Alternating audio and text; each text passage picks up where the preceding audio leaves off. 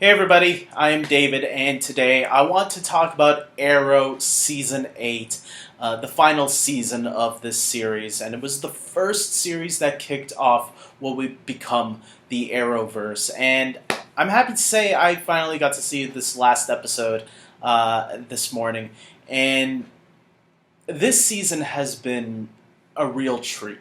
For someone who has stuck around with this show for since season one began, I remember seeing the pilot episode back in Fan Expo, like 2 or 3 weeks in Toronto, 2 or 3 weeks before the pilot actually aired on the CW. Stephen Amell was there. I think one of the producers were there, etc. Getting to see that first episode there, and then seeing where the series is finally today. I'm happy I stuck around for a long time. It was a real treat, and I will say that this whole season, setting up Crisis and getting us to Crisis, and then the 2 episodes that followed, I really thought this season was one of the best. One of the best. I'm not going to tell you where I place it because I want to save that for another video where I'd rank all the seasons of Arrow. But this is definitely in my top 5 of all time Arrow seasons. I'll leave it at that. I really liked how this season set up Crisis by introducing us into Earth 2 the way they did. They made us remember the pilot, but obviously with some differences. I thought it was a very smart way to start it. And then, obviously, as the season goes on, we see a lot of familiar faces. We get a lot of familiar tones of what the series was. It did bring us back home to what the series started as, but also allow us to see how much Oliver and the show in general has grown since it first started. And I really appreciated that. I thought Arrow did a much better job at getting us to the Crisis on Infinite Earths than Flash did. Flash had a similar goal this season, which I feel didn't work as well because you knew that Barry wasn't going to die. And if you watch the Flash's show also, I'm sure if you watch Arrow, you also most likely watch the Flash, because I know the Flash had bigger ratings than Arrow did. And for obvious reasons. The Flash is a bigger character than Green Arrow. It's always been like that. In general, I always felt Arrow was the stronger show. I always felt the Flash Season 1 had the better single season. Season 1 of the Flash is the greatest Arrowverse season of all time. Arrow overall has been the stronger series, I think. I don't think Flash has ever gotten back or close to what Season 1 was. I do feel that there have been seasons of Arrow that have almost reached Season 2, I'll say. Season 2, because Season 2, for me, hands down, is the greatest season of Arrow. Spoiler alert for my ranking video.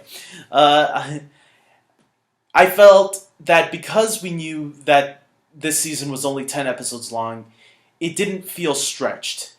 You can feel Flash was not only getting us to Crisis, but was setting things up for later on in their season. So when they get back after the crossover, they can take care of that storyline that they still have left. With Arrow only had one goal: Crisis, and then finished. And that's what it did. And it did it so well. It had one goal, it accomplished it, and you could feel how tight the season was. I don't know if that has to do with just 10 episodes or not, but when you compare it to previous seasons, I do think that this was the most simplest and satisfying of all of them. Of a lot of them, I'll say. Not all of them. With that being said, I feel like the final episode of the season, or the final 2 episodes, I'll say, obviously, Green Arrow and the Canaries is one that I found out recently that not a lot of fans loved. I actually thought it was a really nice episode. I understand the reason now why people aren't liking it. It's weird to have an episode focused on other characters when you're closing out your series. It was a backdoor pilot, but I'm going to tell you what, it's a backdoor pilot that got me interested in the future of Arrow and where they might take certain characters. As for the finale itself, I felt it wrapped up everything really well. Tying up a few loose ends here and there, bringing back some familiar faces we all know and love from the beginning of the series and onward. Um, there were a lot of cameos in Crisis on Infinite Earths, but there were a lot of cameos in this final episode as well, which I think as a longtime viewer, you were curious on how does this new rebooted universe, or this new rebooted Earth, how does that change the world of the Arrow characters? Because the crossover didn't really touch on those characters too much. We see it in the final episode, and I think it's a very satisfying way to end it for all of them, including Oliver Queen, which I think he does still get his happy ending with Felicity. And, there's going to always be a lot of people, they're traditionalists. They want Black Canary and Green Arrow to be together because that's the way it's in the comics. And I agree. Look, I'm a traditionalist also. If Clark never ended up with Lois at the end of Smallville, I would be super pissed as well. And I understand that frustration sometimes, but at the same time, I also don't think that shows and movies should be a slave to the material that's given to them. I think sometimes it's good to make choices that work, and I felt Elicity worked a lot of the time. I'm not an Elicity shipper. They're not my favorite, couple. I would have preferred the Laurel and Oliver romance, but hey, that relationship wasn't working for the show. And so they felt that this relationship worked better, the Felicity and Oliver relationship. So I was actually okay with the way it ended. And taking out Felicity from this last season, I think was, if you were not a fan of Felicity, you probably had an easier time accepting this season because they took Felicity out until the final episode, of course. But you need to have that happy ending for Oliver. And if she's only going to show up for the last episode, come on, it's really not that bad. With that being said, overall, I really loved Arrow from the beginning. I felt season 4 definitely was the big drop-off moment where it lost a lot of fans. I remember because of Elicity, funny enough. I am someone that sticks with a show till it's done. I always have faith that shows can find their way back. I'm the kind of guy that's stuck with Heroes. If you guys remember the show Heroes with Milo Ventimiglia, he starred in it back in the day. He played Peter Petrelli, and that show went off the rails. Season 4 was terrible. Probably one of the worst seasons of television I have seen of the shows I've watched throughout my years. Arrow Season 4 was pretty bad. Let's face it. I love Arrow, but Season 3 started off great, and then somehow went off the rails towards the later half of that season. Season 4 just went completely off. And a lot of people got tired of it and tuned it off. I stuck with it, and I was rewarded with Season 5, which was a step back. And I wish people had given Arrow that one more shot with Season 5. Because I do feel that they had gotten back on track. They broke up Felicity and Oliver for a while. It was back, okay? And then they eased us back into it. And I think they did fix that relationship in seasons 6 and 7.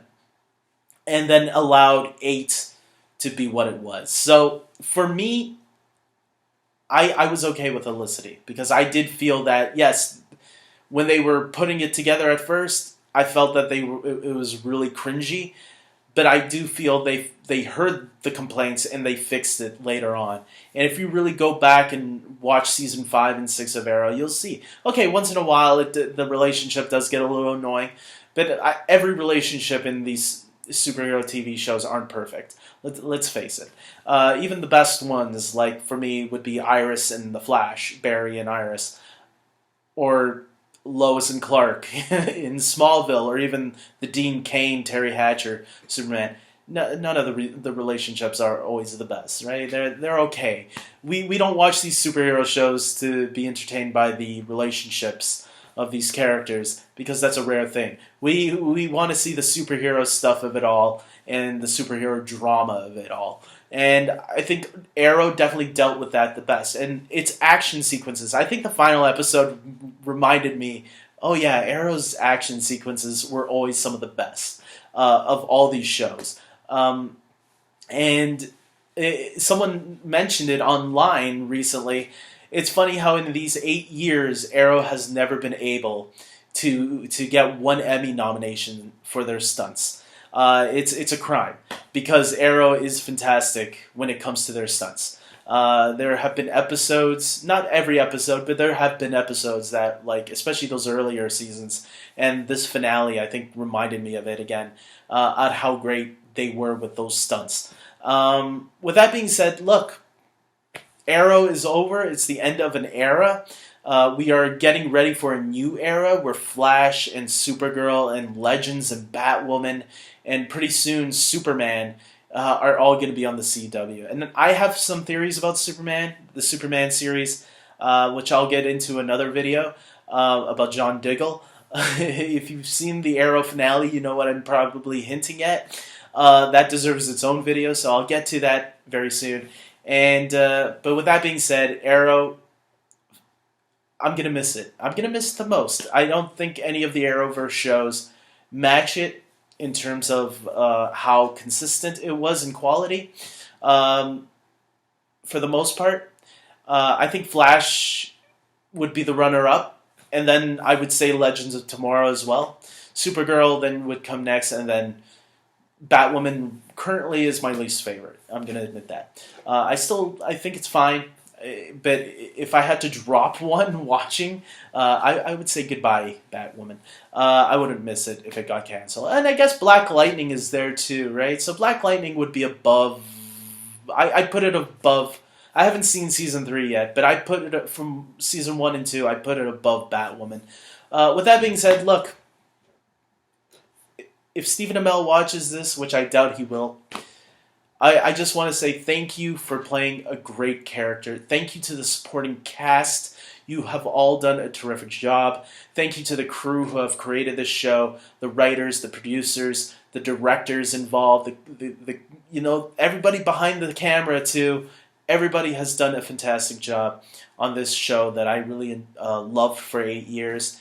And the Arrowverse is just not going to be the same without Arrow, and I'm hoping that some of these characters will pop back once in a while if they can find a way to pop back in. I don't want them forced back in if they don't need to be back, but if there's a way to sneak them back in, I'll leave it at that. I hope to see them again one day. Maybe even Stephen Amell in some capacity. Who knows? There is time travel for... Arrow, Legends of Tomorrow, and Flash, they have time travel, so anything is possible. So with that being said, guys, I'm going to end this video here. I hope you guys like this video. Please subscribe to my channel, especially if you're a fan of the Arrowverse, because I'm not giving up on the Arrowverse. I still have love for a lot of these shows. Arrow might have been the one to start it, but the rest of them all have my love towards those shows as well. So with that being said, until next time, take care.